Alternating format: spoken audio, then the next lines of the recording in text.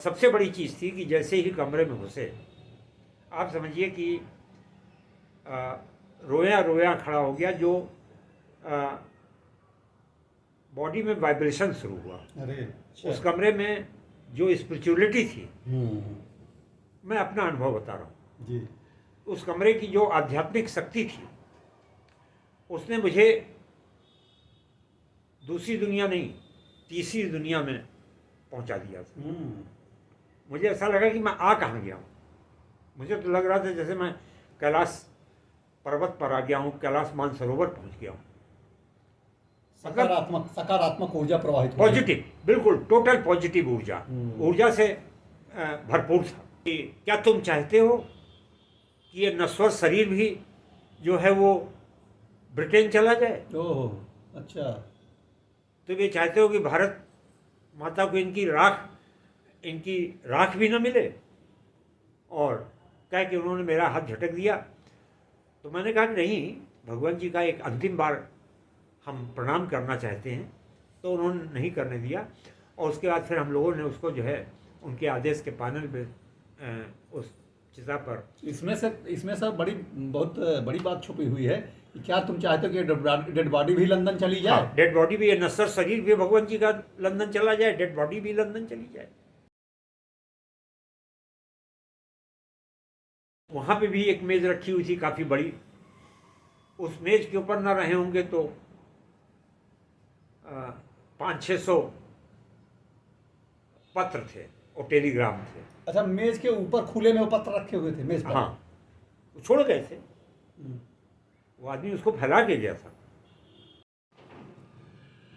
मित्रों नमस्कार, मैं अशोक पांडे अनहद, और आज एक बार पुनः परम श्रद्धेय श्री वी.एन. अरोड़ा साहब के सानिध्य में हूँ।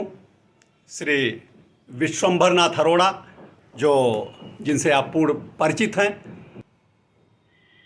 पिछला वीडियो आपने देखा उनका, और उससे आगे की बात विशेष रूप से जो हमारे नेताजी जब 18 अगस्त 1945 को भारतीय परिदृश्य से उनके ओझल होने की बात कही जाती है, उसके बाद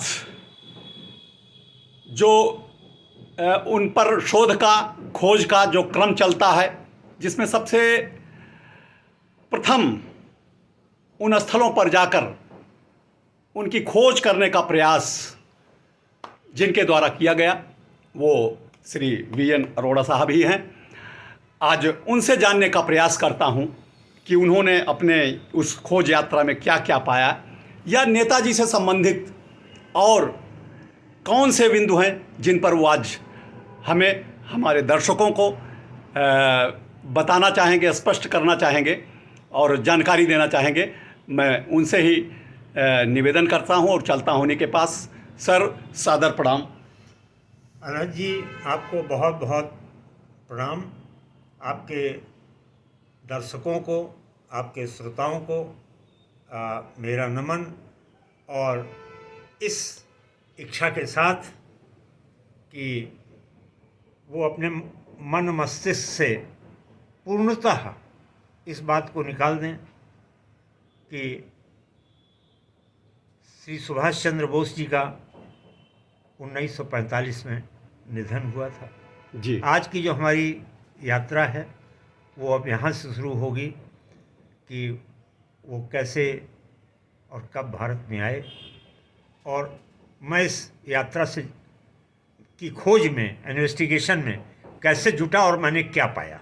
बिल्कुल सर, हमारे दर्शक मित्र ये जानने को इच्छुक हैं, उत्साहित भी हैं, और मैं भी चाहूँगा कि उसके बारे में विस्तार से आप बताने की कृपा करें।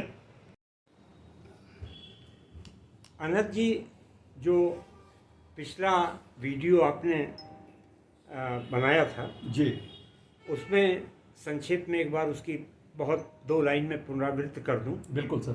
कि मैंने आपको बताया था कि जो मैं अयोध्या में था, उनसे मिला था, और किस तरह आईबी के ऑफिसर्स आए थे मेरे पास, और उन्होंने मुझको समझाया था कि एक संत को आप डिस्टर्ब ना करें, वो साधना कर रहे हैं। जी। और उनकी बातों से मैं प्रभावित हो गया और फिर मेरे दिमाग से वो बातें निकल गईं। और उसके बाद मैंने आपको भी बताया था कि मैं विश्वविद्यालय में एक बैठक में था, जहाँ पर मिसेस मलिक, जो उनके जब फैज़ाबाद में राम मोहन में वो रह रहे थे, जी। तो राम मोहन के फ्लैट में वो 6 महीने तक अपने हस्बैंड के साथ रही थी। वो चीफ मेडिकल सुपरिटेंडेंट थे, सीएमओ स्तर के अधिकारी थे, ट्रांसफ़र होके आए थे। जी। उनको सरकारी बंगला नहीं मिला था, वो उस 6 महीने उनके बगल के मकान में रही थी। हाँ। और जब मेरी उनसे मुलाकात हुई थी तो उनके हस्बैंड चीफ मेडिकल सुपरिटेंडेंट बन चुके थे। जी। जी। उनको बंगला अलाट हो चुका था और वो मुझसे उनके पारिवारिक संबंध हुए थे। जी। जी। और मैं विश्वविद्यालय में एक बैठक में था 17 सितंबर को, और 17 सितंबर को उस बैठक में वहाँ रजिस्ट्रार के पास उन्होंने फ़ोन किया। पहले मेरे घर फ़ोन किया, उसके बाद वहाँ से पता चला कि मैं कहाँ हूँ, तो उन्होंने मुझे कांटेक्ट किया, रजिस्ट्रार अवध विश्वविद्यालय के कार्यालय को। और उन्होंने मुझसे कहा, जब मैं फ़ोन पे आया जी। तो मुझसे उन्होंने कहा कि तुरंत चले आओ। और जब मैं उनके यहाँ पहुँचा तो उन्होंने मुझसे कहा कि नेताजी सुभाष चंद्र बोस, मुझे आपको एक बहुत बड़ी खबर देनी है। हाँ। नेताजी सुभाष चंद्र बोस की मृत्यु हो गई है जी। और उनकी बॉडी फैज़ाबाद में राम मोहन में पड़ी हुई है। जब मैंने उनसे पूछा तो उन्होंने यही कहा कि हाँ, वो अयोध्या में जो पर्दे वाले बाबा थे वही हैं। वही नेताजी सुभाष। मैंने कहा, आप कैसे कहती हैं कि वो नेताजी सुभाष चंद्र बोस थे? उनका, मैं 6 महीने उनके फ्लैट के बगल में रही हूँ और मैं जानती हूँ कि वो नेताजी सुभाष चंद्र बोस थे। मैंने उनको बहुत बुरी तरह डांटा। मैंने कहा, आप 6 महीना रही हैं, मैं उनको 12 साल से अयोध्या में जानता हूँ, व्यक्तिगत रूप से मिला नहीं हूँ, लेकिन मुझे नहीं लगता कि नेताजी जैसा जो है वीर व्यक्ति, भारत माता का वीर पुत्र जो है, वो अपनी जीवन और मृत्यु के भय से छुप के रहेगा। और डांट डपट के मैं वापस विश्वविद्यालय लौट गया। और उसके बाद लास्ट मैंने ख़त्म किया था कि इसी जब उनकी मृत्यु हो गई 16 सितंबर को, और 17 सितंबर की ये बात है, 18 सितंबर को जो है उनका अंतिम संस्कार जो है वो गुप्तार घाट में किया गया। उस स्थान पे किया गया जहाँ पर भगवान राम ने स्वयं जो है वो जल में, सरयू की पवित्र धारा में प्रवेश कर अपने आप को प्रवाहित कर दिया था। हाँ, जल समाधि ले ली थी। जी। तो उस जगह पर जहाँ आज तक ऐसा कुछ नहीं हुआ है, जो मिलिट्री का कैंट का एरिया है, वहाँ पर उनका अंतिम संस्कार किया गया। और उसके बाद 5-6 दिन के बाद मैं अयोध्या शहर में आया हुआ था। जी। तो मैंने फैज़ाबाद शहर से अयोध्या, चूँकि अयोध्या का रहने वाला था, अयोध्या से मेरा बहुत लगाव था, तो अयोध्या शहर में अक्सर आ जाता था। तो अयोध्या शहर में मुझे तीर्थ पुरोहित पंडित राम किशोर मिश्र जी दिखाई दे गए। मैंने अपना स्कूटर रोक दिया। मैं पिछले उसमें बता चुका हूँ, हाँ, ये चीज़ कि मैंने स्कूटर रोक दिया और उनसे पूछा कि रोक के मैंने धीरे से कहा उनसे कि उनको मैं पंडा जी कहा करता था। हाँ। कि पंडा जी, पर्दे वाले बाबा के बारे में सुना, शायद वो नहीं रहे। तो वो मानसिक रूप से बिल्कुल विक्षिप्त हो गए, झराझर रोने लगे। और उनका शरीर बिल्कुल शारीरिक और मानसिक रूप से वो इतना अस्वस्थ हो गए कि मुझे सहारा दे के उनको स्कूटर पर उठाना पड़ा। उसके बाद मैं उनके घर ले गया। जब वो कुछ स्वस्थ हुए अपने परिवार के साथ, अपने सेवकों के साथ में, तो मैंने कहा कि अब आप स्वस्थ महसूस कर रहे हैं, चलिए आराम कीजिए, मैं फिर आऊँगा। बोले, उन्होंने कहा, बच्चा,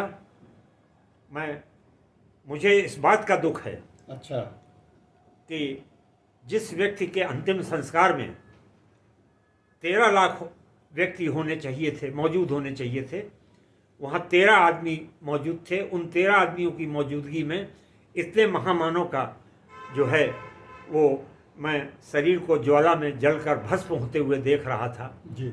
और वो क्रंदन आज भी मैं झेल रहा हूँ। और फिर उसके बाद रोने लगे। खैर, उसके बाद मैं अपने घर आ गया था। अब यहाँ से मैं अपनी आज के वीडियो की जो सुनवाई है, क्योंकि आपके दर्शक जो हैं वो न्याय के की कुर्सी पर बैठे हुए हैं, हाँ, वो खुद समझेंगे, देखेंगे और कहेंगे कि वो कौन थे, बजाय मेरे मुंह से कहलवाने के वो स्वयं कहेंगे। हाँ, आप बहुत कुछ जानना चाहते हैं वो सभी। हाँ। आपकी बात तो में मैं प्रमाणिक हैं। तो मैं जब उनके यहाँ से तीर्थ पुरोहित रामकिशोर मिश्र जी के यहाँ से जब घर लौट के आया, जी। तो 6-7 किलोमीटर का जो मेरे निवास स्थान तक का रास्ता था, उस पूरे रास्ते केवल मैं यही सोचता रहा कि आखिर ऐसा क्या है कि वो व्यक्ति कौन था जी।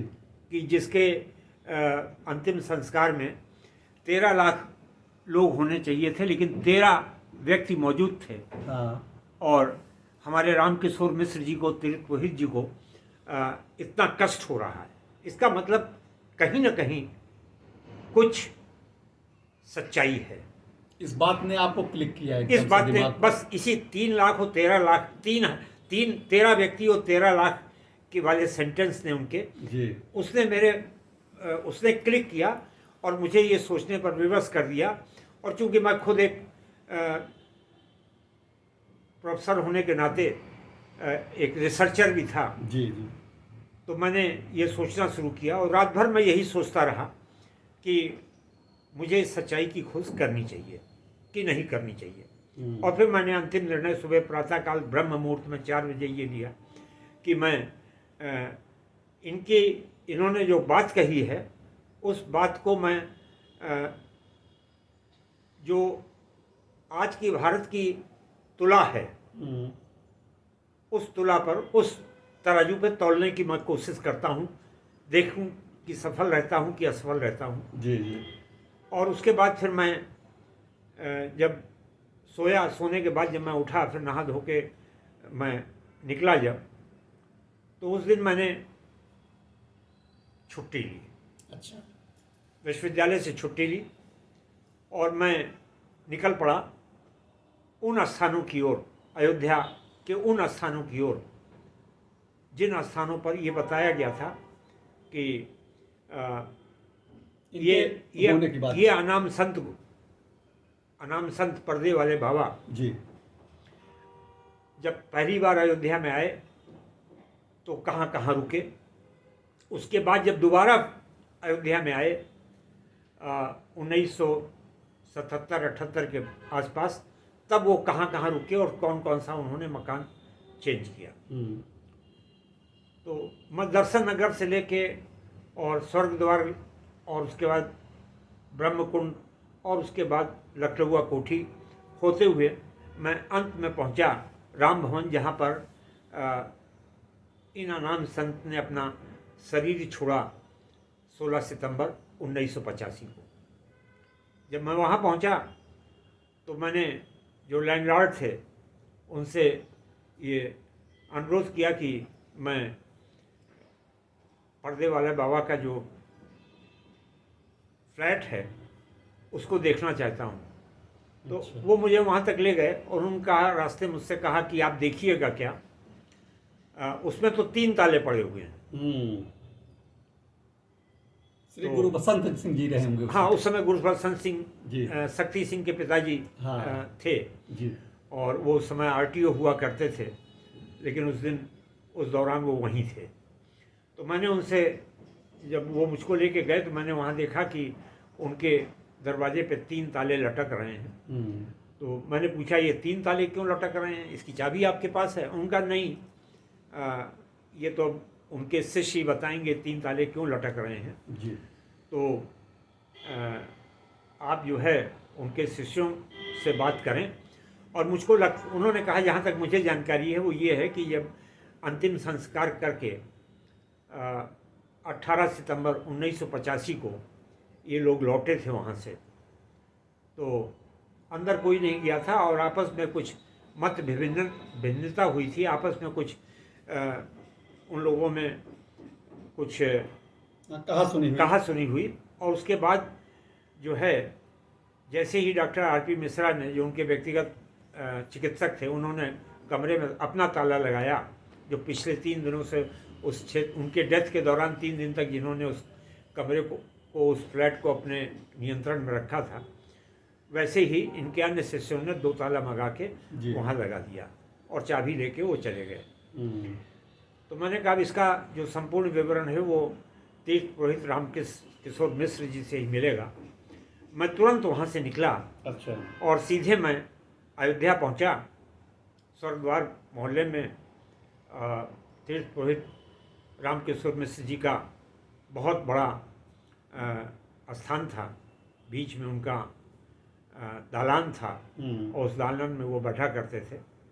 क्योंकि दिन का समय था तो भोजन करने के बाद वो आराम कर रहे थे और जैसे ही मैं पहुंचा तैसे ही उनके सेवकों ने उनको बताया और वो फिर आ गए।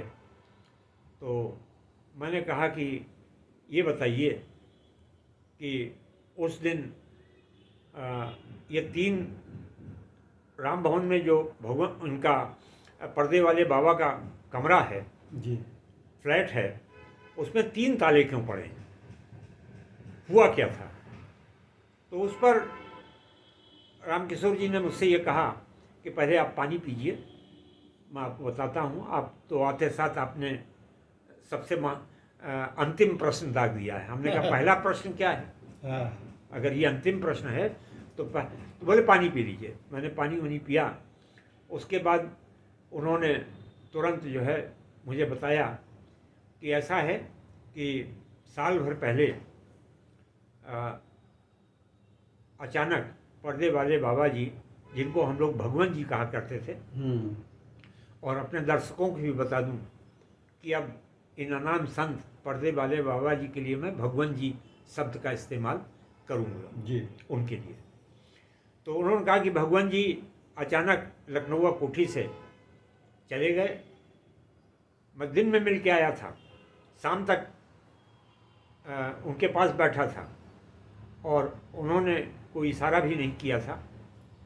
और जब अगले दिन सुबह मेरे पास में सूचना आई, वो ये थी कि भगवान जी ने आपको बुलाया है और भगवान जी आपको फैज़ाबाद में सिविल लाइन्स पे राम भवन में मिलेंगे। अच्छा। तो बोले मैं इतना खुद घबरा गया कि मैं तुरंत उठा और गाड़ी निकलवाई और मैं भगवान जी के पास चला गया। तो इस तरह भगवान जी वहाँ साल भर के लगभग समय में रहे, साल भर से 1-2 महीना और अधिक। 1984 में गए हैं मई जून में, और सितंबर 1985 में उनका निधन हुआ। तो बोले ऐसा हुआ कि 16 सितंबर 1985 को मेरे पास ये खबर आई, डॉक्टर बनर्जी साहब के यहाँ से सूचना आई कि भगवान जी अस्वस्थ हैं, आप आ जाइए। तो बोले सबको सूचना हो गई थी, एक दूसरे को सबने सूचना दी और आदमी दौड़ाए गए, क्योंकि मोबाइल वगैरह तो उस समय था नहीं, टेलीफोन भी लोगों के पास उपलब्ध नहीं था जी। तो बोले सब लोग जो है एक दूसरे को सूचना करा के वहाँ पहुँचे हम लोग दोपहर में। तो उस समय तक पता चला कि अंदर वो काफ़ी अस्वस्थ हैं और डॉक्टर आर.पी. मिश्रा अंदर थे व्यवस्था में। और शाम होते होते 5:30 बजे के आसपास, 5 बजे के आसपास हम लोगों ने देखा कि ऑक्सीजन सिलेंडर अंदर जा रहा है। अच्छा। ये सब हुआ। डॉक्टर बनर्जी भी थे, डॉक्टर राय भी थे वहाँ, और रविंद्र शुक्ला भी आ गए थे। तो और वो जो आर्ट टीचर थे श्रीवास्तव जी, गोपाल कृष्ण श्रीवास्तव जी, वो भी थे। हम लोग सब लोग वहाँ जो मौजूद थे, जो 7 लोग प्रमुख थे उनके, जिनको वहाँ मौजूदगी रहती थी, वो 7 लोग वहाँ मौजूद थे। ये पंडा राम किशोर मिश्र जी ये सारी बातें बता रहे हैं। पंडा राम किशोर मिश्र जी ये बातें उस समय बता रहे हैं जब मैं उनके राम भवन के फ्लैट पर 3 ताले देखकर उसका विवरण जानने के लिए गए उनके पास, राम किशोर जी के पास गया। जी जी। तो राम किशोर जी ने कहा कि ऐसा हुआ। फिर शाम तक जो है डॉक्टर आर.पी. मिश्रा ने निकल कर ये घोषणा की कि भगवान जी जो है साकेतवास कर गए हैं, ब्रह्मलीन हो गए हैं। ये कितने बजे के लगभग बताएं? अब वही 6-6:30 बजे अच्छा। के आसपास उनको सूचना दी गई। मतलब अंदर से डॉक्टर मिश्र ने बताया उन्हें। हम्म, और मैंने कलकत्ता खबर कर दी है, हम्म, और वहाँ से लोग जब आएंगे तो उसके बाद हम आगे के बारे में निर्णय लेंगे, और आप लोग अब अपने अपने निवास स्थान को प्रस्थान करें। मैं यहाँ व्यवस्था देख रहा हूँ। हम्म, उसके बाद फिर रविंद्र शुक्ला को भेजा गया कि बर्फ़ ले आएँ, अंदर बर्फ़ रखनी थी। ये सब हुआ। उसके बाद फिर बोले, हम लोग बहुत दुखी मन से वहाँ से घर आ गए। अगले दिन हम लोग गए, बाहर ही बैठे रहे उनके फ्लैट के बाहर बरामदे में। बातचीत चर्च केवल होती रही। बहुत सबका मन दुखमय था। और डॉक्टर आर.पी. मिश्र चूँकि अपने हाथ में नियंत्रण ले चुके थे, तो उन्हीं ने ये फिर सूचना दी कि हमारा आदमी अभी कुछ देर में कलकत्ते पहुंच जाएगा। मैंने वैसे वायरलेस भी करा दिया है। अच्छा। ये शब्द उन्होंने जोड़ा कि मैंने डिस्ट्रिक्ट मजिस्ट्रेट से वायरलेस भी करा दिया है, जबकि मेरे ख्याल से ये हवा हवाई बात थी। और उसके बाद जो है दिन भर सब लोग वहाँ रहे, और शाम को फिर डॉक्टर आर.पी. मिश्रा ने कहा कि अब दिया बत्ती का समय हो गया है, आप लोग अपने अपने आवास को प्रस्थान करें। बोले 17 सितंबर को हम लोग फिर लौट आए।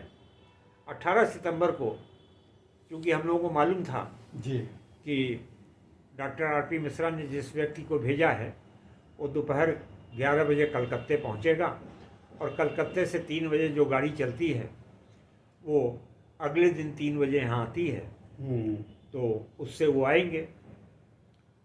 तो हम लोग इस तैयारी से गए थे कि अब ऐसा चलते हैं कि वहाँ 12:30 बजे तक पहुँच जाएं। बोले हम लोग 11:30-12 के आसपास सब लोग वहाँ इकट्ठा हो गए। तो 3 बजे तक हम लोग इंतज़ार करते रहे। जब 3 बजे डॉक्टर आर.पी. मिश्रा ने किसी को रेलवे स्टेशन भेजा था, गाड़ी भेजी थी, लेकिन वो गाड़ी वहाँ से वापस लौटाई उनकी कार कि इस देहा एक्सप्रेस से जो कलकत्ते से फैजाबाद आई है, उसमें यहाँ आने वाला कोई व्यक्ति नहीं था। तो उसके बाद डॉक्टर आर.पी. मिश्रा जो थे वो काफ़ी तेज़ी में काम करने लगे। अच्छा। अंदर गए, बाहर आए, लोगों को सूचना दे रहे थे कि अपने आदमियों को, जो उनके 3-4 आदमी थे जिनका भगवान जी के आना जाना नहीं था, जो उनके समझिए उनके सेवक थे। अच्छा। तो या उनके सहयोगी थे, तो उनको आदेश दे रहे थे। अच्छा, बाकी जो भगवान जी के से मिलने वाले लोग थे वो न्यूट्रल थे, वहीं बैठे वो बैठे रहे, उनको कोई उत्तरदायित्व नहीं दिया गया। अच्छा। उनसे कोई काम के लिए नहीं कहा गया। वहाँ सारी व्यवस्था डॉक्टर आर.पी. मिश्रा कर रहे थे। जी। और 3:30 बजे इन लोगों को सूचना दी गई कि भाई कलकत्ते से कोई नहीं आया है, अब हमें इनके अंतिम संस्कार की शीघ्र जितनी जल्दी हो सके इनका अंतिम संस्कार करना है। जी। तो चूँकि रामकिशोर मिश्र जी अयोध्या के तीर्थ पुरोहित थे, महत्वपूर्ण व्यक्ति थे, तो उन्होंने कहा कि फिर इनका तो अंतिम संस्कार सरयू तट पर अयोध्या में ही होना चाहिए। तो डॉक्टर आर.पी. मिश्रा सिर हिला के रह गए। उसको रामकिशोर मिश्र जी ने कहा कि हम लोगों ने उसको सहमत ही समझा कि हम लोग इनको अयोध्या ले चलेंगे। और बोले ठीक करीब 5 बजे के आसपास, 5 बजे के आसपास सूर्यास्त होने को था जी। उसी समय उन्होंने अंदर पहले से ही टिकटी बनी हुई रखी थी। उन्होंने टिकटी निकलवाई, उस पर बॉडी लिटा दी गई थी और उस पर चद्दर साल वगैरह उड़ा दिया गया था, मुंह सब ढका हुआ था। उसके बाद जो है वो हम लोगों से ये कहा गया कि हम लोग विलम्ब 1 मिनट भी नहीं कर सकते। हाँ। इस बॉडी को उठाइए और इस शरीर को उठाइए भगवान जी के, हाँ। और इसको बाहर एक गाड़ी खड़ी हुई है, छोटी सी मेटाडोर टाइप कोई गाड़ी खड़ी थी, कि उसमें पीछे इनको रखिए और आप लोग इसी गाड़ी के पीछे पीछे आइए। अच्छा। बोले उस समय तक हम लोग यही समझ रहे थे कि हम लोग अयोध्या जाएंगे जी। लेकिन राम भवन से निकलने के बाद गाड़ी कैंट की ओर मुड़ गई और कैंट की ओर मुड़ने के बाद जी। वो गुप्तार घाट पहुंची। अच्छा। गुप्तार घाट से लगे हुए उस स्थान पर पहुंची जहाँ पर निर्माण नहीं था। गुप्तार घाट से लगा हुआ वो स्थान था, कैंट एरिया का था, कैंटोनमेंट डोगरा रेजिमेंट फैजाबाद का था वो। जी जी। तो वहाँ पे जब हम लोग पहुँचे तो देखा कि एक स्थान पे बिल्कुल नदी के मतलब ऊंचा स्थान था वो, और उस स्थान पे कगार पे ऑलरेडी एक चिता सजा के रखी हुई है। अच्छा। तो हम लोगों ने पूछा भी कि अयोध्या के बजाय यहाँ, तो उन्होंने कहा कि अरे वहाँ जहाँ पर भगवान राम ने स्वयं जल समाधि ली थी उससे अच्छा स्थान भगवान जी के लिए क्या हो सकता है। अच्छा, ये doctor R P Mishra ji ने कहा। हाँ, आर.पी. मिश्रा जी ने कहा। और उसके बाद तुरंत उन्होंने कहा कि इनकी बॉडी को, इनके इस शरीर को, भगवान जी के शरीर तो को। सर एक मिनट रोकता हूँ आपको, तो उस सेना की भी जमीन थी, तो सेना की जमीन में कैसे अंतिम संस्कार हुआ होगा? तो अब भाई फैजाबाद कैंटोनमेंट जो है उसी की, जहाँ जहाँ पर ये अंतिम संस्कार हुआ वहाँ से मात्र 1 किलोमीटर की दूरी पर डोगरा हाउस है जी। और जानते हैं डोगरा हाउस क्या है? Dogra house Dogra regimental centre commandant का जो सरकारी आवास होता है, हाँ। उसको डोगरा हाउस कहते हैं। अच्छा। और 1 किलोमीटर भी नहीं होगा, आधे किलोमीटर समझ लीजिए, 600 मीटर। लेकिन अब सेना का जो पेट्रोलिंग भी होती है वो विशेषकर उन स्थानों पे होती है जो स्थान उनकी सेना की जहाँ कैंप की होती है, जहाँ उनके कार्यालय, दफ्तर और बैरक्स होती हैं जी। तो ये बैरक से बाहर था, बैरक से बाहर का क्षेत्र, किनारे का क्षेत्र था। चीता तो 2-3 घंटे जली होगी ना? हाँ हाँ। तो इसका मतलब मोक सहमत कहीं न कहीं से रही होगी सेना की। अब हो सकता है, इसके बारे में मैंने कोई इन्वेस्टिगेशन नहीं किया जी। लेकिन वो ऐसा क्षेत्र है जहाँ पर गुप्तार घाट मंदिर है। गुप्तार घाट का जो एरिया है, यद्यप वो स्थानीय प्रशासन के नियंत्रण में आता है, जी। व्यवस्था वहाँ की जो है स्थानीय प्रशासन करता है, पुलिस वगैरह की। लेकिन चूंकि वो सेना का क्षेत्र है तो सुबह शाम जब भीड़ होती है जी। तो वहाँ सेना के जवान भी जो है सादी ड्रेस में और अपने उसमें वो घूमते रहते हैं। अच्छा अच्छा। तो फिलहाल आर.पी. मिश्रा जी ने अंतिम आदेश जारी किया कि इस शरीर को तत्काल इस चिता पर रख दिया जाए। तो रामकिशोर जी का ये कहना था कि मैंने उनसे कहा और मैं झुका, कहा नहीं, मैं झुका और मैंने उनके चेहरे से साल हटाने के लिए जैसे मैं झुका तैसे आर.पी. मिश्रा दौड़ते हुए आए। अभी छोटी सी जगह थी, सभी वहीं अगल बगल खड़े थे, दौड़े कस के और उन्होंने मेरा हाथ पकड़ लिया और उन्होंने मुझसे कहा कि क्या तुम चाहते हो कि ये नश्वर शरीर भी जो है वो ब्रिटेन चला जाए? ओह, अच्छा। तो वे चाहते हो कि भारत माता को इनकी राख भी न मिले? और कह के उन्होंने मेरा हाथ झटक दिया। तो मैंने कहा नहीं, भगवान जी का एक अंतिम बार हम प्रणाम करना चाहते हैं। तो उन्होंने नहीं करने दिया और उसके बाद फिर हम लोगों ने उसको जो है उनके आदेश के पैनल पे उस चिता पर। इसमें सर बहुत बड़ी बात छुपी हुई है कि क्या तुम चाहते हो कि डेड बॉडी भी लंदन चली जाए? हाँ, डेड बॉडी भी, नश्वर शरीर भी भगवान जी का लंदन चला जाए, डेड बॉडी भी लंदन चली जाए। ओह, ये बहुत बड़ी बात है। बड़ी बात। मैंने आपसे बताया ना, पिछली बार भी बताया था जी कि न्यूरमबर्ग ट्रायल अभी मरा नहीं है। न्यूरमबर्ग ट्रायल का जो कोर्ट है, सेकेंड वर्ल्ड वॉर के बाद के जो युद्ध अपराधियों के जो भी कोर्ट हैं वो आज भी जीवित है। जी। उनको जहाँ तक मेरी जानकारी है उनको आज की डेट में भी उन कोर्ट्स को अंतिम रूप से बंद नहीं किया गया है। तो और बोले उसके बाद पूरी दुनिया जानती है कि जहाँ पर शरीर रखा जाता है उसके बाद उतनी ही ऊंची लकड़ियाँ और गाजी जाती हैं। हाँ। लेकिन उन्होंने बस एक परत लकड़ी की लगने दी। टाइम लग रहा था जी। एक परत लकड़ी, सिर्फ एक परत लकड़ी की लगने दी और उसके बाद उन्होंने तुरंत जो है आग लगा सब लोग ने। हाँ, सब ने ये हुआ कि सब लोग मिलके बोले, उन्होंने जलाया जैसे तैसे उन्होंने, सब ने कहा कि हम लोग सब मिलके लगाए चिता को अग्नि देंगे। बोले हम लोगों ने अग्नि दे दी और उसके बाद आप समझिए कि चिता जलती रही, अभी जल के आधे से ज़्यादा जली भी नहीं थी। ये हुआ कि सब लोगों ने कहा कि अब चला जाए, और सुबह आके जो है हम लोग अस्थि लेंगे। बोले नहीं, इसी समय विसर्जित होगी, इसी समय विसर्जित होगी, हम अस्थियाँ भी नहीं छोड़ेंगे।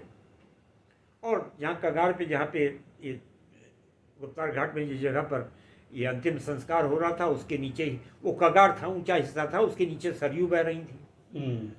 और मतलब 80% चिता जल चुकी थी, लेकिन अभी भी उसमें अग्नि शेष थी, रामकिशोर जी का कहना था। और उसके बाद ही उन्होंने आदेश किया कि अब इसको आप तुरंत प्रवाहित कर दीजिए, अब हमारे समय नहीं, 1 मिनट भी समय नहीं, तुरंत प्रवाहित किए। अच्छा, राजकुमार शुक्ला जी से मैं उनके आवास बस्ती पर गया था मिलने। हाँ। तो वो बता रहे थे कि अगले दिन जाके मैंने अस्थि को चुना अब था। वो उनकी कहने की बातें हैं। देखिए, राजकुमार शुक्ला जी, और अस्थि कलश को बता रहे थे राम भवन में मैंने ले जाके रखा। हाँ रखा, वो नीचे जो राख वगैरह बची रह गई होगी जी। लेकिन उन्होंने जो बिना जली लकड़ियाँ थीं और जो उनकी हड्डियाँ थीं, उन सबको उसी समय सरयू में प्रवाहित करा दिया था। जी। ये रामकिशोर जी ने मुझे बताया। जी। रामकिशोर जी ये बता रहे हैं जब मैं उनके पास विवरण के लिए पहुंचा, हाँ। और बोले जब अंतिम संस्कार करके हम लोग वापस राम भवन आए, जी। तो मिश्रा जी ने ताला खोला, और ताला खोलने के बाद वो 1 मिनट के लिए अंदर गए, फिर बाहर आए, और बाहर आने के बाद उन्होंने हम लोगों से कहा कि अब आप लोग जाइए, आगे जो सूचना होगी आपको दी जाएगी। हम लोग उनसे इतना सशंकित हो गए थे, बोले हम लोग इतना सशंकित हो गए थे, हमने कहा हम लोग तो नहीं जाएंगे मिश्रा जी, आप 3 दिन से यहाँ पर नियंत्रण किए हुए हैं, अब आप भी बाहर रहेंगे और इस कमरे को बंद किया जाएगा। तो मिश्रा जी ने मौके की नज़ाकत को देखते हुए उसमें जो ताला लगा था, चाबी चूँकि मिश्रा जी के पास ही थी जी। तो उन्होंने उस ताला चाबी को बंद कर दिया, ताले को बंद कर दिया, चाबी अपनी जेब में रख ली। तो तब इन लोगों ने, रामकिशोर मिश्र जी ने और डॉक्टर बनर्जी ने संभवतः जी। इन 2 लोगों ने आदमी भेज के ताला मंगवाया, 2 ताले और लगवा दिए। तो एक की चाबी बनर्जी साहब ले गए शायद, एक की रामकिशोर मिश्र जी लाए। तो बोले ये 3 ताले का रहस्य है। हमने कहा आप लोग अंदर जाके सामान वामान कुछ देखे ही नहीं? बोले नहीं, 3 दिन तक वो केवल जो है डॉक्टर आरपी मिश्रा ही देखते रहे, और लोगों ने यहाँ तक भी कहा कि बहुत सी महत्वपूर्ण चीज़ें और बहुत महत्वपूर्ण वस्तुएं डॉक्टर आरपी मिश्रा जी ने वहाँ से जो है वो रातों रात ट्रांसफ़र किया है, ले गए हैं अपने साथ 2 दिनों में। तो हमने कहा ऐसी क्या चीज़ हो सकती है? तो उन्होंने कहा कि भगवान जी के पास में जो है बहुत पावरफुल वायरलेस सेट था, बहुत पावरफुल वायरलेस सेट था। इस तरह की बात वो करने लगे। तो बोले वो सब चीज़ें वहाँ नहीं है, होंगी, मतलब मेरे ख्याल से वो होंगी तो अच्छा है, नहीं होंगी तो हम नहीं कह सकते। बहुत महत्वपूर्ण सामान उनके पास में थे। अच्छा। तो खैर आई गई बात, ख़त्म हो गई। वो मैं वहाँ से उठा और वापस अपने आवास पर आ गया, और आवास पर आने के बाद मैंने इन सब चीज़ों के बारे में सोचना शुरू किया, और फिर कुछ मित्रों से मैंने बात की। मेरे पास टेलीफोन पर, क्योंकि महत्वपूर्ण अखबार का पत्रकार था और टेलीफोन का मुझे शुरू से शौक़ था, तो टेलीफोन में मेरे पास में सदैव रहता था। तो मैंने लैंडलाइन टेलीफोन से जो है फैज़ाबाद के कुछ अपने प्रमुख मित्रों से बात की, जिनमें अशोक टंडन जी भी थे, और एक राम प्रकाश एडवोकेट थे बहुत सीनियर, राम प्रकाश सिंह जी, उनसे बात की। और उसके बाद फिर मैंने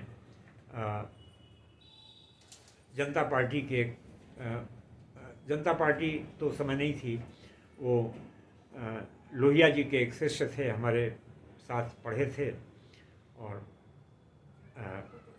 बाद में विधायक वगैरह हुए। तो लोहिया जी की विचारधारा के शिष्य थे, बहुत क्रांतिकारी विचार के, जयशंकर पांडे जी। अच्छा। इन 3-4 लोगों से मैंने बातचीत की। बात करने के बाद मैं जिलाधिकारी से मिला और जिलाधिकारी से मैंने कहा कि वो जो अनाम संत, नेमलेस सेंट जिनकी डेथ हुई है, जी। जिनको भगवान जी के नाम से उनके जो प्रमुख शिष्य हैं, प्रमुख सहयोगी हैं, वो जानते हैं, कहते हैं। तो मैं चाहता हूं कि उनके कमरे को खोला जाए और हम लोग उस कमरे को देखें। तो जिलाधिकारी ने पहले टालने की कोशिश की। अच्छा। बोले अच्छा, एक एप्लीकेशन पहले कौन कौन लोग जानना चाहते हैं, क्या है एप्लीकेशन दीजिए, मैं दिखवाता हूँ कि मेरे अधिकार में है कि नहीं है, वो प्राइवेट प्रॉपर्टी है। तो ये सब, लेकिन मैंने मुस्कुराते हुए उनसे कहा कि आप ये समझ लीजिए कि मैं देखूँगा, आप ये समझ लीजिए कि मैं देखूँगा। अच्छा। तो क्योंकि अंग्रेजी खबर का मैं रिपोर्टर था और उस युग में अंग्रेजी अखबार की रिपोर्ट जो है वो शासनादेश हुआ करती थी। बिल्कुल बिल्कुल जी। तो मैं मुस्कुराते हुए वहाँ से निकल आया और उसके बाद फिर मैंने इन लोगों से व्यक्तिगत रूप सबसे मुलाकात की। और मुलाकात करने के बाद एक वहीं कचहरी में एक एप्लीकेशन टाइप कराई। एप्लीकेशन टाइप करा के हम 5-6 लोगों ने अपना सिग्नेचर किया। उस समय बार एसोसिएशन के जो अध्यक्ष थे बाबू सत्यनारायण सिंह, अच्छा अच्छा। जो बाद में हाई कोर्ट के ऑर्डर पे इन्वेंट्री बनाने के लिए एडवोकेट कमिश्नर हाई कोर्ट द्वारा नियुक्त किए गए, हाँ। वो बार एसोसिएशन के अध्यक्ष थे, उन्होंने भी हस्ताक्षर किया। उसके बाद मैं फिर डिस्ट्रिक्ट मजिस्ट्रेट से मिला और डिस्ट्रिक्ट मजिस्ट्रेट ने, हमने कहा अब तक तो आपने पता कर लिया होगा कि आपको अधिकार है कि नहीं है। और जहाँ तक मैं समझता हूँ कि ये जो प्लूटोनियम गार्डेड ब्यूरोक्रेसी है, ये मेरे उस समय के शब्द हैं। अच्छा। मैंने कहा ये जो प्लूटोनियम गार्डेड ब्यूरोक्रेसी है, ये ब्रिटिश गवर्नमेंट की दी हुई है। और ब्रिटिश गवर्नमेंट में जो कलेक्टर होता था, डिस्ट्रिक्ट कलेक्टर, वो किंग जॉर्ज के बराबर होता था। और आज की तारीख में भी मुख्यमंत्री के बाद अगर किसी को बराबरी का अधिकार है जिले में, तो कलेक्टर के पास में, जिसको अब डिस्ट्रिक्ट मजिस्ट्रेट कहते हैं जी। तो बोले भाई ज़्यादा लेक्चर मत दो, मैं ऑर्डर कर रहा हूँ। और उन्होंने फिर अपने स्टेनो से कहा, एक एसडीएम को बुलवाया, एसडीएम सदर को, उनको ऑर्डर किया। इंदुभूषण पांडे जी थे सर? अब मुझे याद हाँ। नाम नहीं याद है, एसडीएम सदर उस समय होते थे, उनको ऑर्डर किया। अच्छा अच्छा।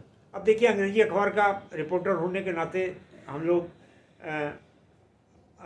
ब्यूरोक्रेसी पे बहुत कम लिखते थे। जी जी। और ब्यूरोक्रेसी, पब्लिक की चीज़ें हम लोग ज़्यादा लिखते थे। उस समय अखबार का रिपोर्टिंग जो है मिशन हुआ करती थी। जी जी। जर्नलिज्म जो था वो मिशन था, वो प्रोफेशन नहीं था।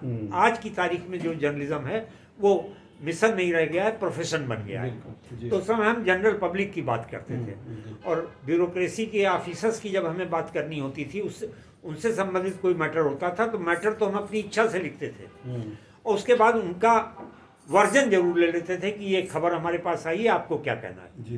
तो अगर वो कह देते थे, कुछ बता देते थे, तो हम कह देते थे कि भाई डिस्ट्रिक्ट पुलिस चीफ या district magistrate commented on this matter like this. लेकिन कभी हम लोग जो है उनका स्टेटमेंट नहीं छापते थे, मतलब उनका इंटरव्यू नहीं छापते थे। जी जी। तो उनका एक एसडीएम कर दिया है, एसडीएम आपको टाइम दे देंगे। इनको ऑर्डर कर दिया है और ये आपको 1 घंटे के लिए खोलेंगे, ताला तोड़वाएंगे। अच्छा। तो हमने कहा ठीक है, हम लोग तुरंत आए, हम लोगों को बहुत खुशी हुई। अगले दिन का समय रखा गया शाम को 4:30 बजे का। अच्छा। क्योंकि इसमें ज़्यादातर लोग वकील थे। हाँ। राम प्रकाश सिंह भी वकील थे, सत्यनारायण सिंह बार के प्रेसिडेंट थे, जयशंकर पांडे यद्यप समाजवादी विचारधारा के थे, लोहियावादी थे, लेकिन वो भी शायद वकालत करने लगे थे। तो हम लोग सब लोग, अशोक टंडन जी भी वो थे एडिटर थे अपने नए लोग अखबार के। तो हम लोग सब लोग 4:30 बजे रामभवन पे इकट्ठा हुए। एसडीएम साहब आए, पुलिस आई। तो एसडीएम साहब ने शर्त रखी है कि इस कमरे को मैं, डीएम ने तो कहा था 1 घंटे के लिए, मेरे सामने ही कहा था, मुझसे बोले कि दूसरों को सुनाते हुए कि देखिए आधे घंटे के लिए खुलवा रहा हूँ, अच्छा। आधे घंटे में जो कुछ देखना हो देख लीजिए, मैं आप लोगों के साथ रहूँगा, और आप हम लोगों के अंदर जाती है दरवाज़ा बंद हो जाएगा, कोई बाहर नहीं निकलेगा, और ये भी आप समझ लीजिए कि जो निकलेगा उसको दोबारा प्रवेश नहीं मिलेगा। अच्छा, बड़ी शक्ति बता कर हाँ, और यही उन्होंने उस सब इंस्पेक्टर को आदेश किया कि दरवाज़ा बंद करके आप गेट पर तैनात रहेंगे, अंदर कोई आएगा नहीं, अंदर से जो बाहर निकलेगा वो दोबारा अंदर नहीं जाएगा जी। तो हम लोग, खैर ताला तोड़ा गया, हम लोग अंदर हो गए। अब यहाँ से दर्शकों को जानना चाहिए कि अंदर क्या देखा। जी। जब अंदर हम लोग पहुँचे तो वो पहला वो कक्ष था जिसमें भगवान जी के जीवन का या दैनिक जीवन का नहीं, दैनिक जीवन का 95% समय बीतता था। उसी कक्ष में वो सोते थे, उसी कक्ष में उनकी साधना और पूजन होता था, और उसी कक्ष में अपने आसन पर बैठकर वो खिड़की पे लगे पर्दे के पीछे से अपने क्लोज कॉन्फिडेंस से बातचीत करते थे, और उसी खिड़की से वो अपने ये जो 7 क्लोज कॉन्फिडेंस थे जिनकी पहुंच उन तक थी, उनको कॉफ़ी, चाय और नाश्ता सरकाते थे। उनकी उंगलियां, उनके हाथ तो उनके शिष्य रोज देखते थे, लेकिन चेहरा कभी कभार। तो जब मैं अंदर पहुंचा उस कक्ष में, तो मेरा ध्यान सबसे पहले जहाँ से कक्ष शुरू हो रहा था वहाँ उस ओर गया। तो मैंने देखा एक बहुत खिड़की, बाईं ओर खिड़की थी जी। तो उस खिड़की के सामने ही उनका काफ़ी चौड़ा एक बिस्तर था, बेड लगा हुआ था, और उसके ऊपर गेरुए कलर का चादर बिछा हुआ था, तकिया लगा हुआ था। चादर बहुत सटीकता से बिछाया गया था और काफ़ी साफ अच्छा दिखाई दे रहा था। और सबसे बड़ी चीज़ थी कि जैसे ही कमरे में घुसे, आप समझिए कि रोया रोया खड़ा हो गया, जो बॉडी में वाइब्रेशन शुरू हुआ। अरे अच्छा। उस कमरे में जो स्पिरिचुअलिटी थी, मैं अपना अनुभव बता रहा हूँ जी। उस कमरे की जो आध्यात्मिक शक्ति थी, उसने मुझे दूसरी दुनिया नहीं, तीसरी दुनिया में पहुंचा दिया था। मुझे ऐसा लगा कि मैं आ कहाँ गया हूँ। मुझे तो लग रहा था जैसे मैं कैलाश पर्वत पर आ गया हूँ, कैलाश मानसरोवर पहुंच गया हूँ। सकारात्मक ऊर्जा प्रवाहित हुई। पॉजिटिव, बिल्कुल टोटल पॉजिटिव ऊर्जा, ऊर्जा से भरपूर था, और पूरी बॉडी आप समझिए रिवर्बरेट करने लगी थी जी।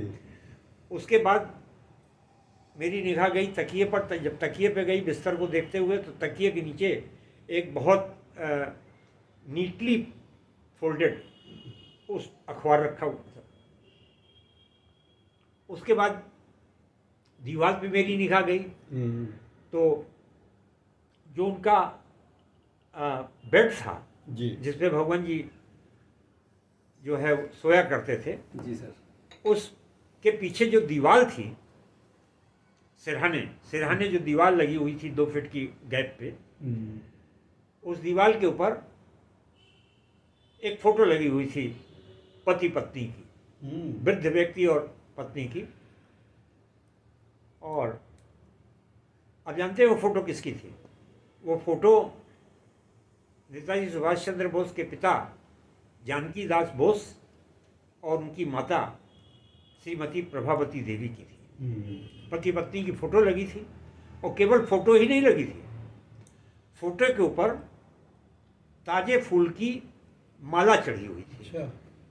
हम लोग भी अपने घर में अपने स्वर्गीय माता पिता की फ़ोटो पे आपने देखा होगा कि माला चढ़ाते हैं, लेकिन हम लोग माला मोतियों की चढ़ा देते हैं। ये उनके सिरहाने की तरफ थी माला। हाँ, सिरहाने की तरफ, जैसे ये हम यूँ सोते हैं जी तो ये जो पीछे दीवार है, इस दीवार के ऊपर लगी हुई थी जी जी और उसके ऊपर ताजे फूलों की माला चढ़ी थी। जी। अब आप समझिए, ताज़ा फूल मैं इसलिए कह रहा हूँ कि 16 सितंबर के 12-14 दिन के बाद ये कमरा खुलवाया गया था हाँ और उन 14 दिनों में वो फूल सूख चुके थे। यानी कि 16 सितंबर को भगवान जी ने अपने माता पिता की जी उस फोटो पर फूल चढ़ाया था, अरे माला चढ़ाई थी। और प्राकांतर में संभवतः वो रोज माला चढ़ाते रहे होंगे, क्योंकि माला और पुष्प उनके यहाँ विशेष रूप से आता था। जो माँ काली की पूजा करते थे वो। अच्छा। और है इस पूजा संबंधित भी एक आध बात मैं आपको बताऊंगा बाद में, जब मैं इस समय कमरे की बात कर रहा हूँ। और उसके बाद उस फोटो को देखने के बाद मेरी निगाह उस बेड के बगल में लगी हुई एक मेज पर गई, अच्छा। जो मेरे ख्याल से 4-5 foot by 4 feet 5 feet by 4 feet की रही होगी। उन्हीं के हिसाब से वो मेज बनाई गई थी, ऊंचाई उसकी कम थी, हाँ ताकि बेड पर बैठे बैठे ही वो जो चाहें उठा लें। जी। तो उस वो मेज क्या अलमारी टाइप थी, मेज थी, ऊपर सरफेस मेज का था। उस मेज पे जो है बहुत करीने से उनके 3 चश्मे रखे हुए थे। अच्छा। लगभग वैसे ही चश्मे, लगभग क्या वही चश्मे जो नेताजी पहना करते थे, गोल फ्रेम। गोल्ड फ्रेम के, गोल्डन फ्रेम के। रोलेक्स घड़ी रखी थी, रिस्टवॉच थी उनकी, अच्छा, घड़ी भी रखी थी। घड़ी भी रखी थी जी। और वहीं पर उनकी जेबी घड़ी भी रखी थी, अच्छा। रोलेक्स की।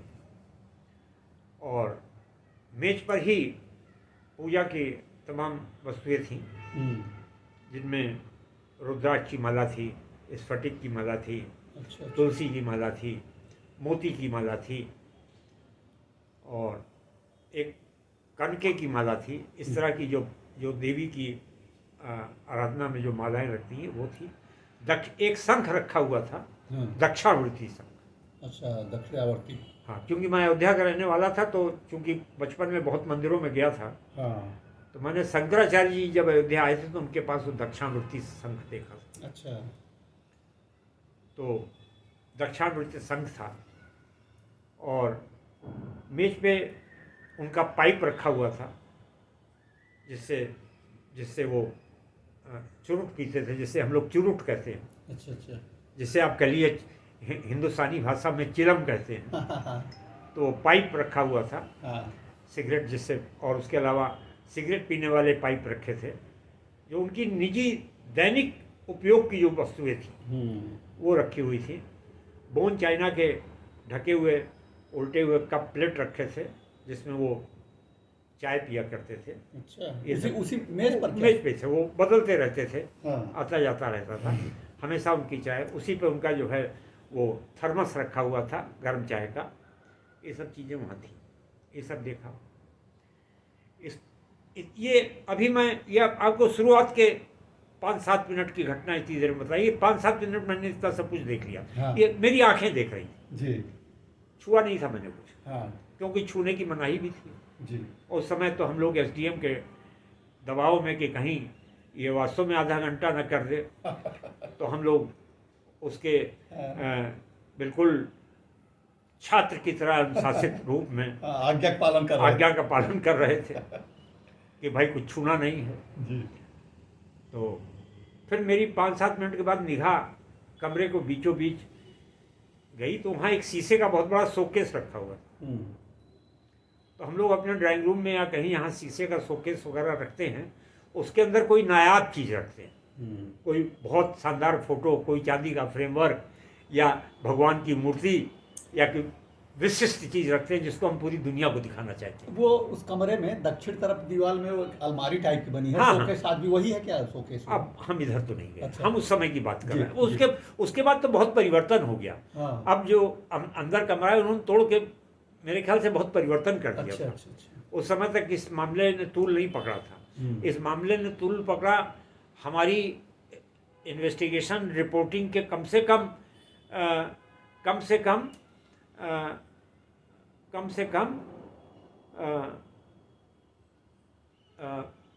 18 साल बाद।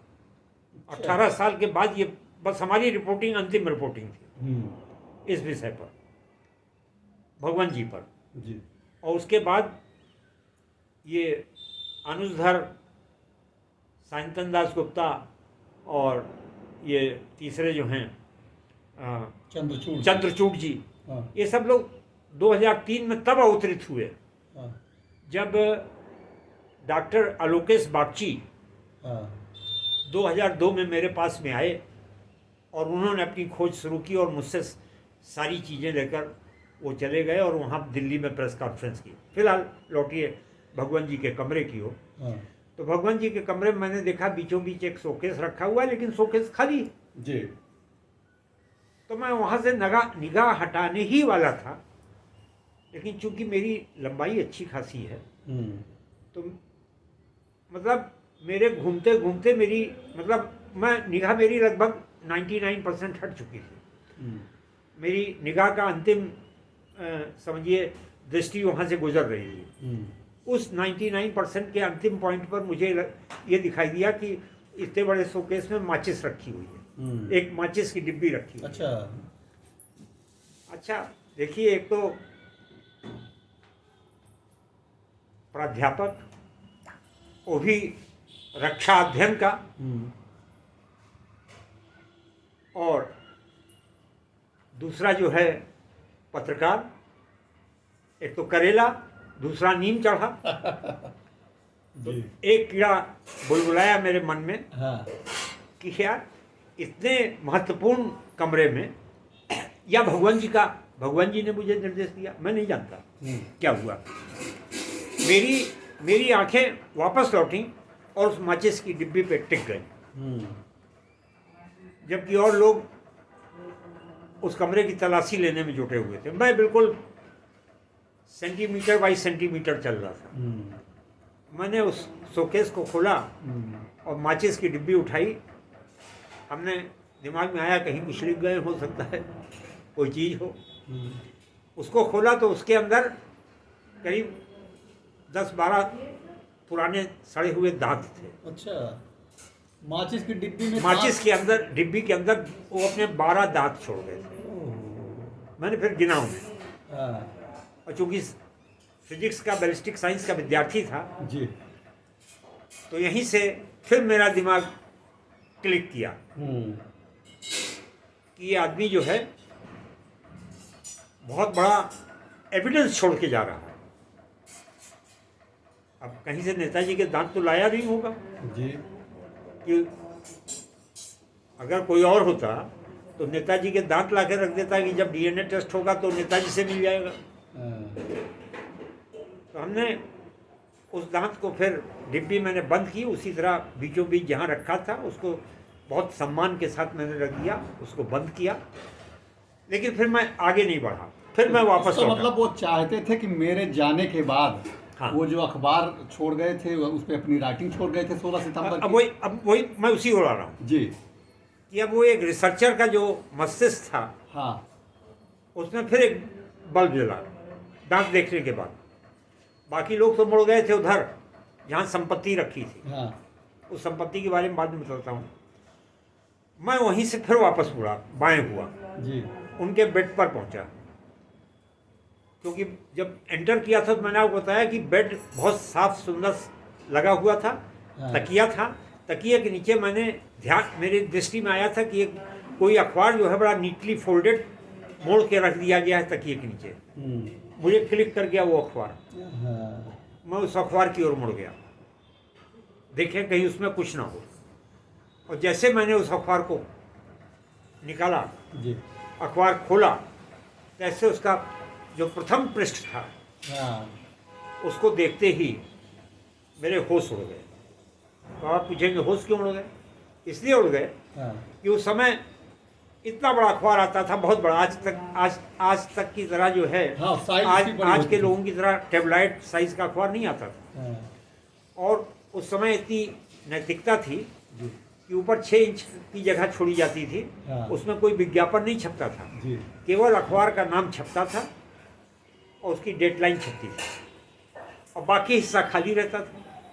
नीचे करीब 4 इंच की जगह छोड़ी जाती थी, बगल में 2-2 इंच की जगह छोड़ी जाती थी, क्योंकि उस समय टाइप से अखबार छपते थे। जी जी तो अब मैंने देखा कि उस अखबार के जो वो अखबार, वो पायनियर अखबार था। हाँ मैंने उसकी डेट पढ़ी पहले जी तो वो 16 सितंबर 1985 का लखनऊ से छपा हुआ, उत्तर प्रदेश की राजधानी हाँ लखनऊ से छपा हुआ पायनियर का एडिशन था, सिटी एडिशन। जी जी और उसके बाद जो अखबार की जो खाली जगह मैं बता रहा हूँ, जी ऊपर नीचे बॉटम और मार्जिन्स, इन सब को भगवान जी ने अपनी हैंड राइटिंग से भर दिया था। अच्छा 2 लैंग्वेज में, बंगाली में हाँ और इंग्लिश में। बंगाली की धारा प्रवाह लेखनी की थी उन्होंने, अंग्रेजी 2 तरह से लिखी थी उन्होंने। एक तो अंग्रेजी लिखी थी उन्होंने कैपिटल लेटर्स में, पूरा सेंटेंस कैपिटल लेटर्स की, कैपिटल ए से लेकर जेड तक कैपिटल लेटर्स, और कई बार रिपीट किया था। कई नाम कैपिटल लेटर से लिखे। और उसके बाद रनिंग इंग्लिश उन्होंने लिखी, जैसे वो हर तरह से अपनी पहचान छोड़ हाँ, देना चाह रहे थे। वो अपनी राइटिंग छोड़ना चाह रहे थे। जी और उसके बाद 1 से लेकर 9 तक, 0 से लेकर 9 तक के अंक उन्होंने अरे अच्छा इंग्लिश में लिखे हाँ और उन्होंने बंगला में लिखे। मैं सब देखता रहा, करीब 7-8 मिनट तक मैं देखता रहा, और देखने के बाद, दांत देखने के बाद मैंने अखबार की ओर मैं मुड़ा था। हाँ मतलब मुझे नहीं मालूम था अखबार में क्या है। इन 2 चीज़ों को देखने के बाद पहला जो दिमाग में कौंधा वो ये था कि जो भी व्यक्ति थे ये, हाँ वो पूरी दुनिया को बताना चाहते थे कि जिस व्यक्ति का ये डीएनए है और दांत है, और जिस व्यक्ति की ये हैंड राइटिंग है, वो व्यक्ति 16 सितंबर 1985 की तारीख तक यहाँ रहा धरती इस धरती पर, हाँ इस ग्रीन प्लेनेट पर हाँ मौजूद था। जी बिल्कुल अब ये 2 चीज़ बिल्कुल क्लियर हो गई। बिल्कुल बिल्कुल बिल्कुल उसके बाद मैंने फिर उस अखबार को, अब उस समय मोबाइल वगैरह था नहीं कि कैमरे से हम फोटो खींच लें। यद्यप मैं एक इतना बड़ा कैमरा स्मगल करके अपनी जेब में ले गया था, जिससे मैंने, लेकिन अखबार वगैरह की फ़ोटो नहीं खींच सकता था, कुछ समझ में ही नहीं आता। हाँ लेकिन जैसे चश्मे वगैरह की मैंने फ़ोटो खींची थी, हाँ उनकी घड़ी वगैरह की फ़ोटो खींची थी, उसी इतने बड़े छोटे से कैमरे से, जो आपके नए लोग में अशोक टंडन जी ने छापी, वो सब मेरी फ़ोटो थी। अच्छा। दिया उन्होंने, मेरा नाम दिया। हाँ। नवोदय पत्रिका में जितनी खबरें छपी वो मेरी खबरें, उसमें वो सब फ़ोटो इस्तेमाल हुई। धर्मयुग में हमारी पत्नी ने लिखा, डॉक्टर विनीता अरोड़ा ने। जी धर्मयुग में धर्मवीर भारती जी ने को उन्होंने लिखा, और धर्मवीर भारती ने उनसे एक लेख लिखवाया, हाँ तो उसमें उन्होंने हमारी फ़ोटो इस्तेमाल की। जी एक नहीं, 2-3 फ़ोटो इस्तेमाल की। धर्मयुग में पूरा आलेख हमारी धर्मपत्नी का छपा, इसी विषय पर। इसी विषय भगवान जी पर। देखने के बाद मैं 90% भगवान जी के व्यक्तित्व के बारे में मुतमईन हो चुका था, बिल्कुल कंफर्म हो चुका था कि ये काम जी एक वही व्यक्ति कर सकता है जो हाईएस्ट ऑर्डर का जीनियस होगा, हाईएस्ट ऑर्डर का इंटेलिजेंट होगा, निश्चित। और जिसका एप्टीट्यूड जो है वो निश्चित रूप से हाईएस्ट लेवल का होगा। जी और हिंदुस्तान की धरती ने ऐसे कुछ ही बिरले लोगों को अभी तक पैदा किया है। ये सब दिमाग में उस समय मेरे मंथन चल रहा था। उसके बाद फिर मैं मुड़ गया भगवान जी के कच्छ के उस भाग की ओर जहाँ आज की दुनिया के लोगों के हिसाब से खजाना था। हमारे लिए तो ये खजाना 80% खजाना मिल चुका था। बस बस बस जी जी। लेकिन उधर पहुंचा जब मैं, तो फिर उधर तो आज के हिसाब से चीज़ें थी, सैकड़ों किताबें थी जी। समझिए, इंसाइक्लोपीडिया था, संविधान था, हाँ भारत के भारत चीन युद्ध, भारत पाक युद्ध, ये सब था, स्वतंत्रता संग्राम से संबंधित किताबें थी। अब समय कम था, उसी हिसाब से देख रहे थे। सैकड़ों किताबों में चार्ल्स डिकिंस वगैरह के नॉवेल्स थे, अंग्रेजी नॉवेल्स की, उच्च कोट के नॉवेल्स की जो है वो लाइन लगी हुई थी।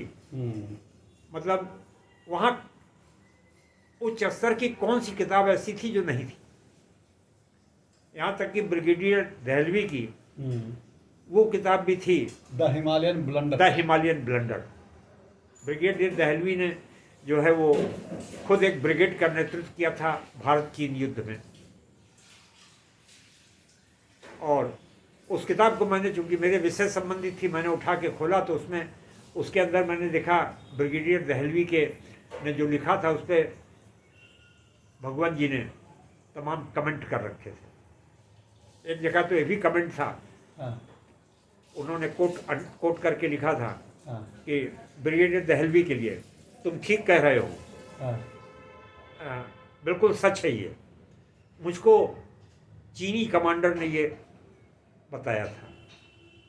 अच्छा। चीनी कमांडर तो नहीं लिखा है, मुझे दुश्मन के कमांडर ने ये बताया। एनिमी कमांडर इंग्लिश में लिखा है, हाँ enemy commander had told me about this incident. Enemy का ये लिखा हुआ आज भी है, वो किताब है, उसमें भगवान जी का लिखा हुआ है कि you are true, you are right, you are right. Sir यहाँ तो एक प्रश्न और बनता है हाँ कि ये अज्ञातवास में थे उस समय, हाँ और कह रहे हैं कि मुझे एनिमी कमांडर ने ये चीज़ बताई थी, तो इसका मतलब वहाँ थे वहाँ थे, मिले हाँ, थे, हाँ और रहते यहाँ थे अयोध्या में। हाँ हाँ। या उस समय चले गए 62 में? नहीं, अयोध्या में तो नहीं थे। 62 में ये उधर थे, ये नैमिषारण्य में। नैमिषारण्य नहीं, लखनऊ में थे, लखनऊ से नैमिषारण्य गए थे। जी जी 58 के बाद। 58 के बाद चले गए थे। हाँ लेकिन देखिए भगवान जी के बारे में जो बाद में सच्चाई सब सामने आई, जो मैंने समझा जिस दृष्टि से, उनको जो है उन्होंने जो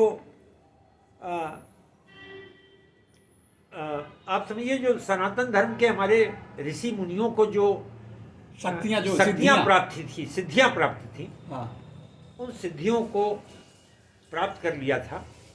और मैंने तो लिखा भी कि ही हैड अटेंड, जब मैंने अपनी सीरीज लिखी नवनिर्णय पत्रिका में, मैंने ये लिखा भी जी कि he had attained complete control over the power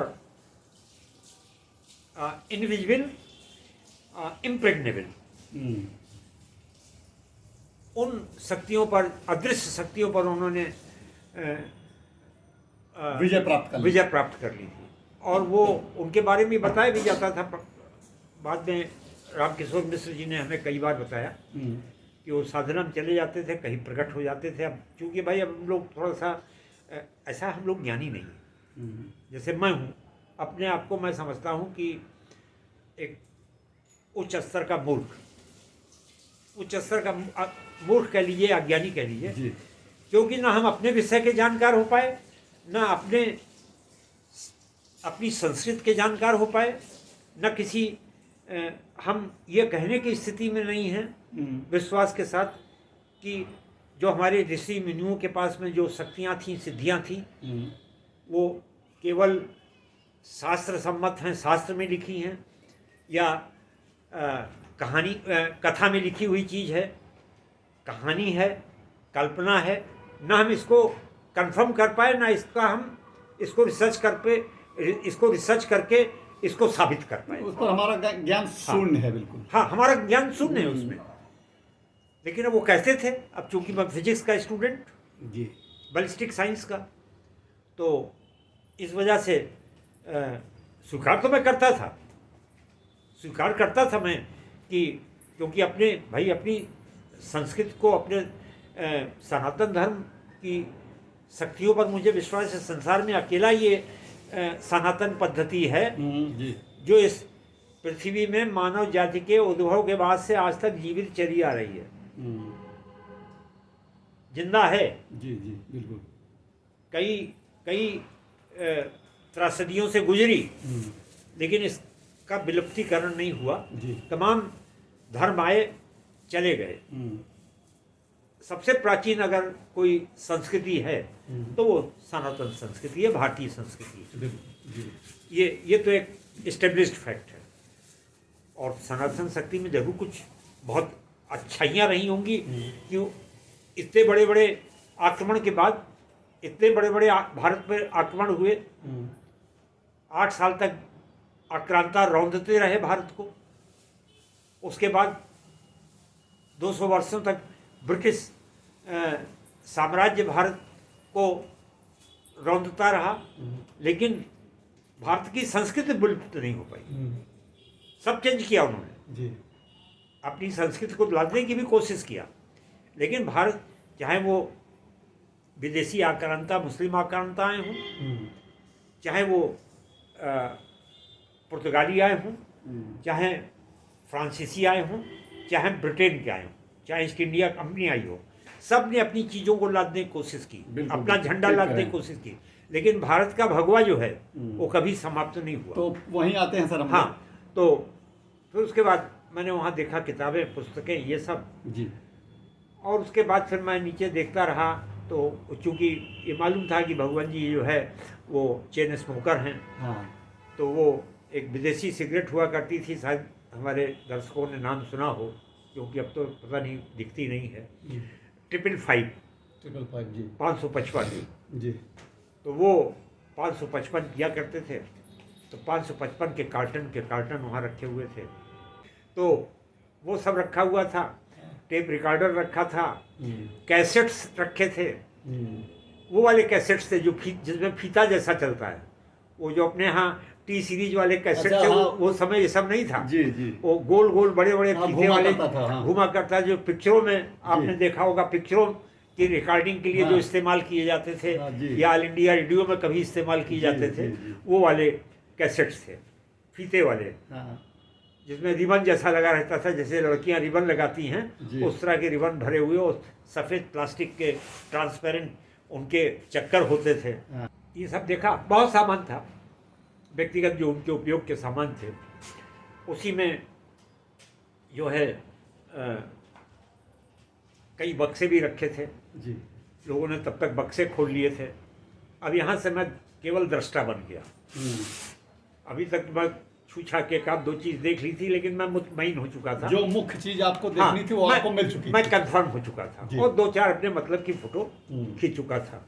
और उस 12 फोटो की रील थी, उसमें इतनी सी तो रील लगती थी। हाँ हाँ विदेशी कैमरा था। जी। तो हमारा भतीजा बाहर कहीं गया था, वो ले आया था, जानता था चाचा पत्रकार हैं, हाँ। तो धीरे से उसने मुझको दे दिया था, गिफ्ट कर दिया। मेरे लिए खरीदना संभव ही नहीं था। जी जी। जितने का रहा होगा वो तो मेरी 6 महीने की तनख्वाह होगी। हाँ तो लेकिन उस दिन काम आया। और उसके बाद जो है फिर मैं दृष्टा हो गया। हाँ। फिर मैंने देखा लोग बक्सा खोल रहे हैं, उसके अंदर से तमाम फ़ोटो निकल रही हैं। तो उसमें देखा पूरा फ़ोटो का भंडार, नेताजी के बचपन से लेके, सुभाष चंद्र जी बोस के बचपन से लेके, उनकी दादी की फ़ोटो से लेके उनके माता पिता की। अब देखिए, जब उनके माता पिता की उसमें भी फ़ोटो निकली परिवार के साथ, तब मैं पहचाना कि ये प्रभावती देवी हैं और जानकी नाथ बोस हैं। अच्छा, वो जो फोटो तुरंत के सिरहाने जो लगी हुई थी। जो सिरहाने लगी थी, जिसपे फूल हाँ। की माला चढ़ी थी, हाँ हाँ हाँ। उससे मैंने तुरंत उठा के उनको पहचाना। हाँ। अरे हमने कहा कि ये क्या है। तो उसके बाद और सब देखते रहे, टेप रिकॉर्डर है, कैसेट है, तमाम चीज़ें इस तरह की, दूरबीन, इंडियन नेशनल आर्मी की वर्दी, ये सब चीज़ें, टाइपराइटर। टाइपराइटर, ये सब तो बहुत सामान। अच्छा, वर्दी भी थी? वर्दी भी थी, पूरी वर्दी, फुल वर्दी। अच्छा। हाँ, इंडियन नेशनल आर्मी की यूनिफॉर्म, हाँ। ओरिजिनल यूनिफॉर्म, उसके जो सोल्जर आइकन्स थे वो सब अच्छा। सब थे। उसके बाद जो है वहाँ पे भी एक मेज़ रखी हुई थी काफ़ी बड़ी।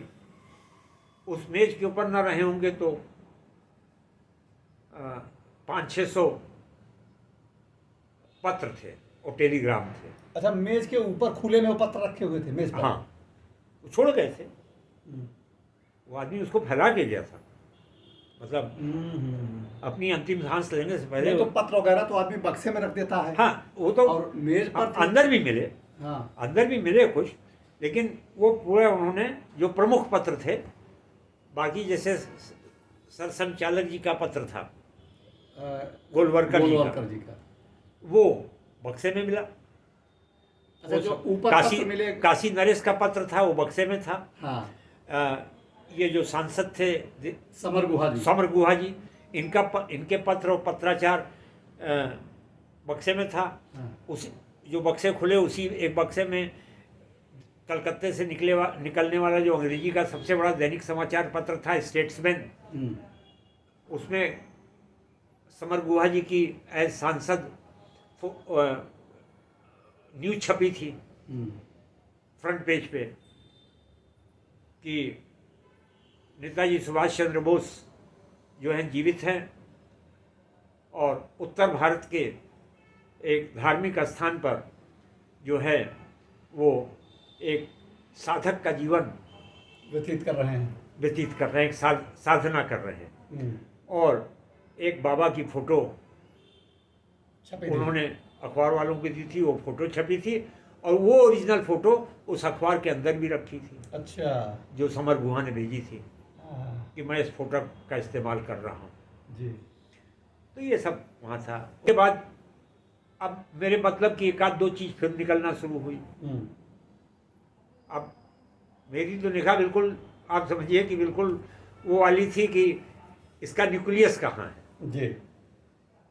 इसमें है क्या, इसका न्यूक्लियस कहाँ है, इसके इलेक्ट्रॉन्स कहाँ हैं और इसके प्रोटॉन्स कहाँ हैं। वो जो व्यक्ति वहाँ थे, हाँ। उनका न्यूक्लियस तो मैंने पा लिया था, अब मैं प्रोटॉन और इलेक्ट्रॉन ढूंढ रहा था। जी। तो तब वहाँ जो निकला ये जो कमीशन था शाहनवाज के बाद वाला, खोसला कमीशन। खोसला कमीशन के जो ओरिजिनल संबंध थे, जो सरचंद बोस को भेजे गए थे, अच्छा। इनके बड़े भाई को, हाँ। ओरिजिनल संबंध की बात कर रहा हूँ, ओरिजिनल, फोटो कॉपी नहीं, फोटो नहीं, मूल प्रतियां। मूल प्रति जो मूल रूप से खोसला कमीशन के जस्टिस द्वारा जो है सुरेश चंद्र बोस जी को भेजी गई। सुरेश चंद्र बोस जी को भेजी गई थी, एससी बोस साहब को, कि आप कमीशन में सदस्य के रूप में भाग लीजिए। वो ओरिजिनल, वो पहली बात। दूसरी बात, मैंने उसको उठा के देखा, मुहर लगी हुई, ओरिजिनल था, कागज ओरिजिनल, मैंने वैसे ही रख दिया। अब ये मुझे इलेक्ट्रॉन मिलना शुरू हुए, अब इलेक्ट्रॉन नहीं, ये प्रोटॉन मिलना शुरू हुए जी, मुख्य चीज। उसके बाद जो शाहनवाज कमीशन में और खोसला कमीशन में जो दिन पर दिन की जो कार्रवाई होती थी, मतलब एक एक हफ्ते पे या जिस दिन, उसका जो स्टेटमेंट ऑफ मैटर जो ये लोग एससी बोस साहब देते थे, वो इसी कमरे में टाइप होता था। भगवान जी टाइप करते थे। कमीशन तो बहुत पहले गठित हुआ था। तो क्या उस समय संपर्क में रहे होंगे सुरेश चंद्र बोस जी? नहीं, सुरेश चंद्र बोस जी को तो संपर्क किया होगा। शाहनवाज कमीशन तो, शाहनवाज कमीशन का भी यहाँ मूल प्रति की उसकी पाई गई? नहीं, वो नहीं, खोसला कमीशन, खोसला की। जी, तब तक संपर्क में आ चुके थे? हाँ, तब तक संपर्क में आ चुके। जी जी जी। और शाहनवाज कमीशन की तो केवल रिपोर्ट वहाँ पाई गई, रिपोर्ट पाई, वो सरकारी रिपोर्ट जो छपी थी। हाँ हाँ जी। मेरे ख्याल से समर गुहा वगैरह किसी ने ला के दी हो, जी जी जी, या जिसने भी दिया हो, या एससी बोस साहब ने दिया हो। हाँ। फिलहाल खोसला कमीशन की जो एससी बोस को सम्मान और नियुक्ति पत्र ये सब भेजा गया था, उसकी ओरिजिनल कॉपी वहाँ रखी हुई थी, जी जो वास्तव में एससी बोस के घर पे कलकत्ते में उनके उनके पते पे भेजी गई होगी। नहीं, उनके पते भेजी गई, उनको रिसीव कराई गई होगी, हाँ और वो उनके अलमारी और उनके फाइल में होनी चाहिए, लेकिन वो यहाँ पाई जा रही यहाँ है, पाई जा रही अयोध्या है, में। अयोध्या में अनाम संत के पास पाई जा रही है। अब इस पर भी अगर लोग न माने इस बात अच्छा को, सुनिए, जी अब यहाँ उसके बाद जो कुछ खोसला कमीशन में स्टेटमेंट या ऑब्जेक्शन या पॉइंट्स जमा कराए जाते थे एससी बोस के द्वारा, वो भगवान जी खुद टाइप करते थे अपने टाइपराइटर से। टाइपराइटर इसीलिए रखा हुआ था। हाँ, और उससे टाइप किया गया जो सेकंड कॉपी है, कार्बन कॉपी, हाँ वो पूरी की पूरी वहाँ मिली। फर्स्ट कॉपी जो ओरिजिनल कॉपी होती है वो चली गई, क्या नाम, अच्छा एससी बोस के द्वारा खोसला कमीशन को। उसकी कार्बन कॉपी भी यहाँ पाई गई है, कार्बन कॉपी पूरी, उत्तर उस और उसी टाइपराइटर के लेटर्स की है, क्योंकि जो टाइपराइटर भगवान जी के पास था जी लगभग वैसा ही टाइपराइटर मेरे पास था, और मैंने एक कागज पर उस टाइपराइटर पर चला के क्लिक किया था और उसके लेटर्स को उस कॉपी से मिलाया था, दोनों मिल गए। अब आपको यहीं पर और बता दें आपके दर्शकों को जी कि 5 बजे हम लोग एंटर आए थे, आधे घंटे का 1 घंटे का डीएम ने समय दिया था, आधे घंटे का जो है उसको कर दिया था एसडीएम ने, जी लेकिन अब तक 4-5 घंटे हो चुके थे। हाँ, ना वो निकल रहे थे ना निकलने को कह रहे थे। एसडीएम साहब भी इंटरेस्ट लेने लगे थे, एसडीएम साहब देख के अचंभित थे। किम कर्तव्य विमूढ़ हो चुके थे। हाँ भाई एसडीएम कंपटीशन करके आता है, आदमी पढ़ा लिखा होता जी है, बिल्कुल बिल्कुल। उसने भी जो है तमाम हिस्ट्री पढ़ी होगी, तमाम चीज़ें पढ़ी होंगी। उसने कुछ और पढ़ा था, यहाँ कुछ और देख रहा था, वहाँ बता के आया होगा। अगर क्वेश्चन पूछा होगा यूपीएससी पब्लिक सर्विस कमीशन में कि नेताजी की डेथ कब हुई, तो उसने कहा होगा 18 अगस्त 1945, जवाब ये दिया होगा। लेकिन ये यहाँ देख रहा है कि नेताजी जिंदा हो गए हैं। जी वो किम कर्तव्य विमूढ़ था, बिल्कुल हाँ बिल्कुल। आप समझिए कि अगर हम लोग 24 घंटे रुके रहते तो वो कुछ ना कहता। तो उसके बाद फिर मेज पे आए हम लोग, मेज पे देखा, मेज पे सैकड़ों टेलीग्राम थे, हाँ जिसको उस जमाने में कहा जाता था कि महत्वपूर्ण कम्युनिकेशन जो है वो तार के माध्यम से होता था। वो एसडीएम साहब युवा थे या बुजुर्ग थे उस समय? अभी होंगे कि नहीं होंगे, मेरा कहने का मतलब। नहीं, अब हम ही लोगों की एज के होंगे। नाम याद है सर? मुझसे थोड़ा सा सीनियर होंगे, अच्छा अच्छा, 1-2-3 साल मुझसे सीनियर रहे होंगे। नाम उनका ध्यान में है? एग्जैक्टली मुझे, मैं आपको नाम बता दूंगा, नहीं तो उनकी मेरे पेपर्स में होगा। जी जी जी। तो उसके बाद जो है, देखिए अब इन सब चीज़ों को किसी ने जिक्र नहीं किया, चाहे वो भगवान जी के शरीर छोड़ने के 40 साल बाद जिसने किताब लिखी, चाहे अनुधर ने लिखी हो, चाहे चंद्रचूड़ जी ने लिखी हो जी। लेकिन इन सब से भारतीय जनता के किसी भी व्यक्ति को अवगत नहीं कराया इन लोगों ने कि अंदर पहले क्या देखा। जी और देखने के बाद फिर उस मेज की ओर हम लोग आए। हाँ। मेज पे टेलीग्राम और रजिस्टर्ड डाक के लिफाफे, लेटर्स और अंतर्देशीय पत्र, जी। ये सैकड़ों की तादाद में थे।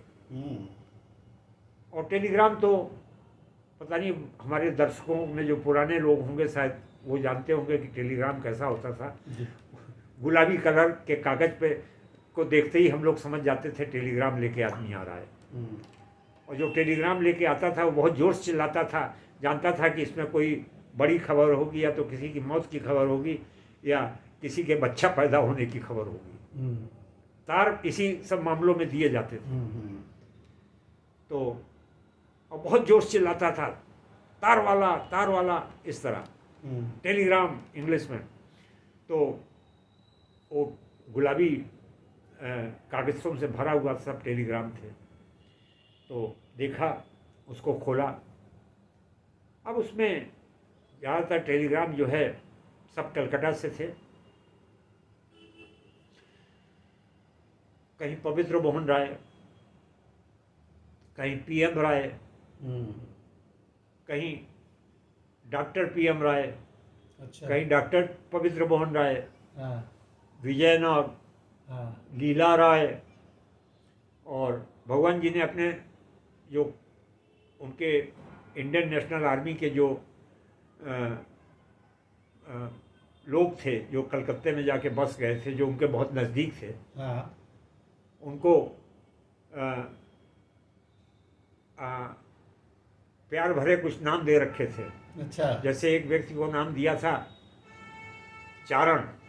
चारण तो शायद इन्हीं को आज भी विजयनाथ जी को। विजयनाथ चारण।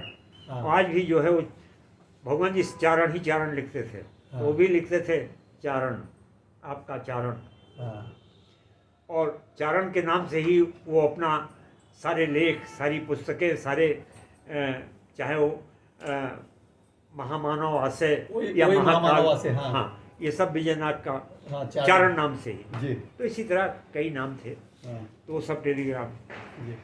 और वो जो टेलीग्राम थे, जितने टेलीग्राम थे, उसमें एक ही चीज़ कॉमन थी, सब 23 जनवरी को आए थे। अच्छा। कोई 23 जनवरी 68 को आया था, कोई 23 जनवरी 62 को आया था, कोई 23 जनवरी 74 को आया, मतलब हर साल 2, 4, 6 टेलीग्राम वो सब थे 85 तक। 23 जनवरी और 23 जनवरी जो है नेताजी सुभाष चंद्र बोस का जन्मदिन है। जी। वो जो है टेलीग्राम सब उनके जन्मदिन पर आते थे 23 जनवरी को। अच्छा।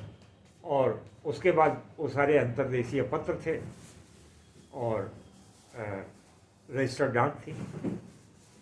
वो सब जो है ज़्यादातर यही पवित्र मोहन राय, चारण, लेकिन जितने पत्र थे वहाँ वो सभी श्रीमन भगवान जी एड्रेस के रूप में, श्रीमन भगवान जी, हाँ लखनऊ कोठी, अयोध्या। श्रीमन स्वामी भगवान जी, हाँ ब्रह्मकुंड गुरुद्वारा, अयोध्या। श्रीमन भगवान जी, श्रीमन स्वामी जी, हाँ अ, राम भवन, हाँ, राम भवन, इस तरह। और भी उनके जहाँ जहाँ रहे वो जहाँ जहाँ। बहुत विश्लेषण उसमें लगे हुए थे। जी जी। विश्लेषण मतलब जैसे उन लोगों ने विजयानंद, हाँ, विजयानंद, सब अलग अलग सब नामों से संबोधित। अलग अलग नाम से संबोधित करते थे। जी। जिसको जो नज़र आता था। विजयानंद की भी जो है, उनका विजयानंद उनके इंडियन नेशनल आर्मी के उनके सहयोगी ने उनको विजयानंद नाम दिया था। हाँ उन्होंने कहा कि भारत जो आज़ाद हुआ हाँ 1947 में, वो इंडियन नेशनल आर्मी की वजह से आज़ाद हुआ। ये तो सत्य है सर, और ये सत्य है। इसमें कोई मैं आपको दो राय बताऊं, मैं डिफेंस स्टडीज़ का आदमी हूँ। नहीं। जी। अगर इंडियन नेशनल आर्मी के जो सैनिक म्यांमार और बैंकॉक में सरेंडर किए थे, अगर वो इंडिया न लाए गए होते, अरेस्ट न किए गए होते, और लाल किले पर मुकदमा करके उनके ऊपर कोर्ट मार्शल करके मौत की सज़ा न सुनाई गई होती, तो इंडिया 1947 में आज़ाद नहीं होगा।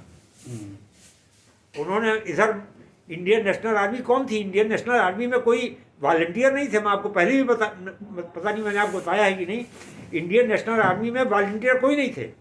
इंडियन नेशनल आर्मी में वो भारतीय सैनिक थे जो ब्रिटिश सेना के सिपाही और मेजर और कैप्टन थे। जी जी जी। और जिनको जो है ढाका बॉर्डर पे या म्यांमार के पास जो है उसके आगे जो है इंडियन नेशनल आर्मी ने अटैक करके ब्रिटिश आर्मी को पराजित करके जो युद्धबंदी बनाए थे, वो थे।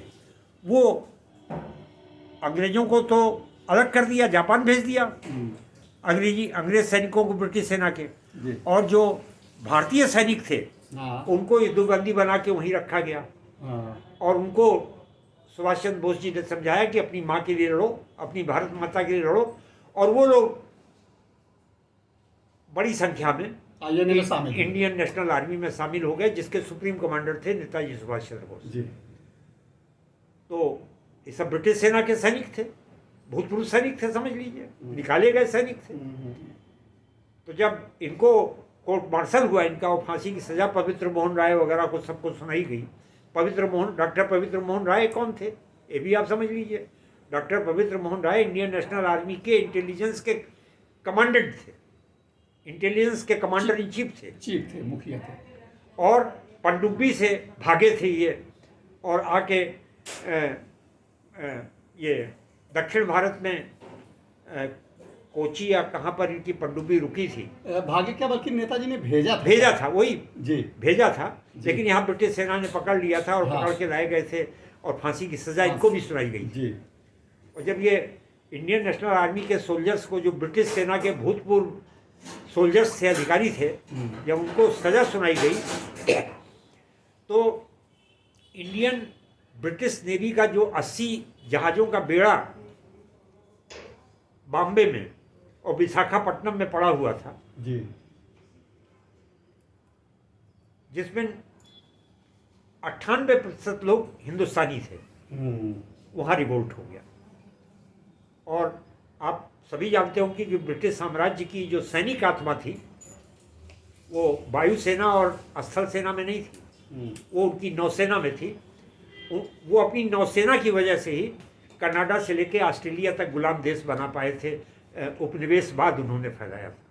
अगर उनके पास नौसेना मजबूत न रही होती तो नौसेना इंडिया में भी पड़ी हुई थी। 80 जहाज़ों का बेड़ा था, उसमें रिवोल्ट हो गया और परिणाम ये हुआ कि फटाफट निर्णय लेना पड़ा कि भारत को मुक्त करना। ये समझाइए, इतिहास की किताबों में मिलेगा। जी। सब ब्रिटिश जनरल्स पढ़ लीजिए उठा के। तो ये सब चीज़ें वहाँ देखी और देखते देखते रात 11:30 बज गया। 11:30 बजे हम लोग को भूख प्यास लगी। ये हुआ कि चाय मंगाई जाए। अच्छा, उस कमरे में आप लोग 11:30 बजे रात तक रहे? 11:30 बजे रात तक। कब प्रवेश 5 पौने 5 मतलब आधे घंटे के लिए एसडीएम साहब गए थे। हाँ। और लगभग 6 घंटे बिता के आप लोग आए। लेकिन हम लोगों ने उनसे रिक्वेस्ट भी किया कि एक कप चाय मंगवा लिया जाए। तो उनका नहीं साहब, ना आएगी कोई चीज़ ना जाएगी कोई चीज़ इस कमरे से बाहर जी। और उनको भी आदेश था। हाँ। उनको ऊपर से कोई आदेश रहा होगा। हाँ बिल्कुल। क्योंकि डीएम ने हम लोगों से ये नहीं कहा था कि न जाएगा ना आएगा, और आप लोग आधे घंटे 1 घंटे, बस इतना उन्होंने कहा था कि 1 घंटे की मैं परमिशन दे रहा हूँ। तो खैर उस पर स्टिक नहीं किए वो, लेकिन उस पर स्टिक कर गए। ये ऊपर से मेरे ख्याल से बहुत ऊपर से उच्च आदेश रहा होगा। जी। मतलब ये मेरा जो वो भी है या उनका स्वविवेक रहा हो कि कोई बाहर जाएगा?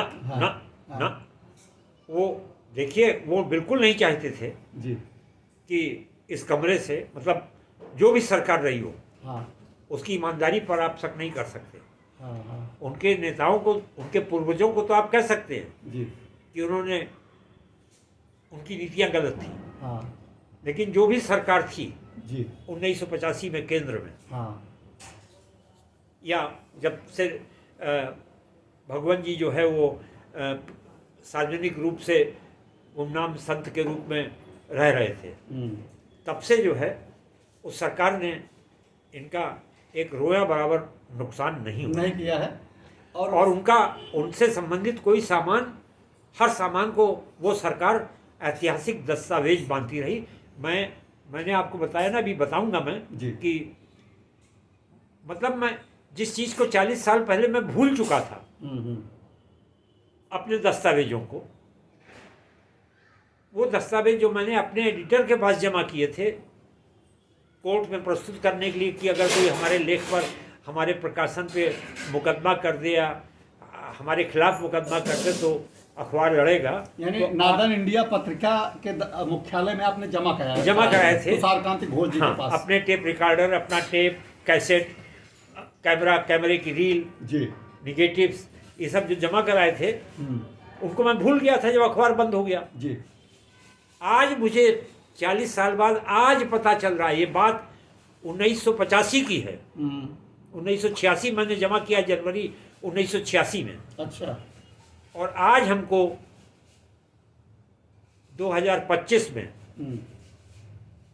ये पता चल रहा है, 25 साल ये, 15 साल वो, 40 साल बाद, 40 साल बाद मुझे पता चल रहा है कि नादन इंडिया पत्रिका बंद होने के बाद वो सारा सामान भारत सरकार के पास पहुंचा और भारत सरकार ने सुरक्षित रूप में मेरे सारे ऑडियो कैसेट, मेरे सारे टेप रिकॉर्डर, उसके कैसेट्स, निगेटिव्स, मेरी उस कैमरे की रील के निगेटिव्स जी जो, और मेरे साइन डॉक्यूमेंट्स, वो सब नेशनल आर्काइव में जमा कर रखे हैं, अच्छा। जिनको आज की डेट में आप आरटीआई करके वो पैसा जमा करके उसकी कॉपी मांग सकते हैं। अच्छा, ये मुझे आज पता चला। अब ये बताइए, किसी व्यक्ति का कोई साधारण व्यक्ति का से